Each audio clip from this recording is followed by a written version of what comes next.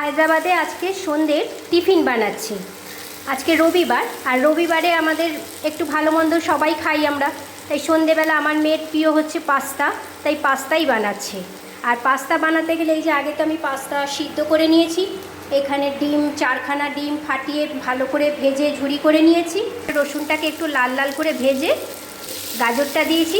গাজরটা একটু হালকা একটু লালচে হলে তারপরে পেঁয়াজ, ক্যাপসিকাম আর কাঁচা লঙ্কা, এই 3টে জিনিস দিয়ে ভালো করে ভেজে নিয়েছি। আর ভাজার পরেই তারপরে আমি দিয়েছি সয়া সস আর গোলমরিচ, আর নুন তো স্বাদ মতো, যে যেরকম খাও স্বাদ মতো তো নুন দেবেই। এখন এটাকে একটু ভাজা ভাজা হলেই পাস্তাগুলো দিয়ে দেবো। ভাজা প্রায় আমার হয়ে গেছে।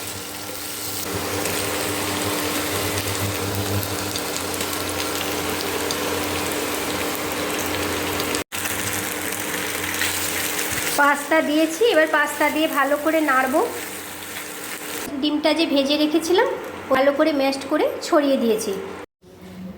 ডিম দেওয়ার পরে এর মধ্যে টমেটো সস দিয়ে দিয়েছিলাম, দিয়ে ভালো করে নাড়িয়ে নিয়েছি। আসলে আর সেই সময় আর ক্যামেরা করতে পারিনি, কড়াটা পুরো একদম পুরো ভরে গেছে। বেশি করেই করেছি, যেহেতু আমার মেয়ে খুবই ভালোবাসি, ওই জন্য একটু বেশি করে করেছি।